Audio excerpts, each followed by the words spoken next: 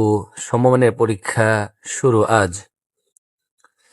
চলতি বছরের এসএসসি দাখিল ও সমমানের পরীক্ষা আজ মঙ্গলবার শুরু হচ্ছে। এবার 9টি সাধারণ, একটি মাদ্রাসা ও একটি কারিগরি শিক্ষা বোর্ডের অধীনে 30,666 শিক্ষা প্রতিষ্ঠানের 18,57,344 জন শিক্ষার্থী পরীক্ষায় অংশ নিচ্ছে। 3,885টি কেন্দ্রে এই পরীক্ষা অনুষ্ঠিত হবে। সুষ্ঠু ও নির্বিঘ্নে এই পরীক্ষা অনুষ্ঠানের জন্য প্রয়োজনীয় সব প্রস্তুতি গ্রহণ করেছে শিক্ষা মন্ত্রণালয় ও সংশ্লিষ্ট শিক্ষা বোর্ডগুলো।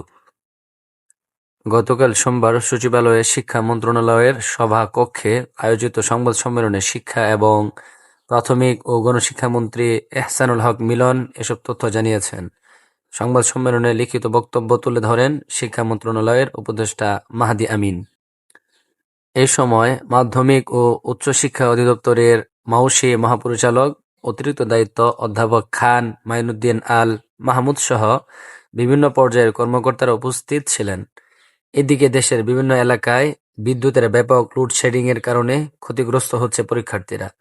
অনেক এলাকায় 8 থেকে 10 ঘন্টা বিদ্যুৎ না থাকায় দিনে গরম ও রাতে অন্ধকারে পরীক্ষার প্রস্তুতিতে চরম ব্যাঘাত ঘটছে বলে খবর পাওয়া গেছে।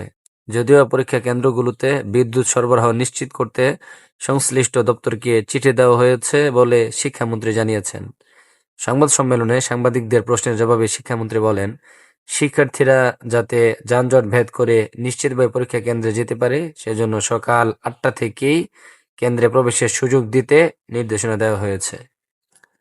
পরীক্ষায় সাইবার ক্রাইম সহ কেউ কোনো ধরনের অপরাধ করলে তার বিরুদ্ধে মামলা ও আইনগত ব্যবস্থা নেওয়া হবে জানিয়ে মন্ত্রী বলেন, আমরা নজরদারি করছি সাইবার ক্রাইমে। প্রশ্নপত্র যারা থানা থেকে নেবেন তারা কোনো ক্রাইম করেছে কিনা তাদের লিস্ট আমরা নিয়েছি।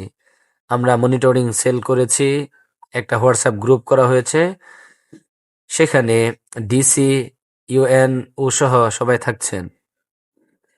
ডিসেম্বরে এসএসসি ও এইচএসসি পরীক্ষা নেওয়ার পরিকল্পনা প্রসঙ্গে জানতে চাইলে শিক্ষামন্ত্রী বলেন, কোর্স শেষ করে প্রতিটি পরীক্ষা যে সময়ে হয় সে সময় হবে। কোর্স শেষ হলে পরীক্ষা হবে না কেন? মানুষ আগের পদ্ধতি পছন্দ করেনি। আরেক প্রশ্নের জবাবে মন্ত্রী বলেন, জানুয়ারিতে ক্লাস শুরু হয়ে ডিসেম্বরে শেষ, তাহলে কোর্স শেষ করে পরীক্ষা নেব, এটা জানা আর না জানার কি হলো? তবে এবছর ডিসেম্বরে এসএসসি ও এইচএসসি হবে কিনা সে বিষয়টি স্পষ্ট করেনি মন্ত্রী। এ সময় তিনি আরো বলেন, এই মন্ত্রণালয়ে কেউ দুর্নীতি করলে 24 ঘন্টাও থাকতে পারবে না। লিখিত বক্তব্যে মাহদি আমিন বলেন,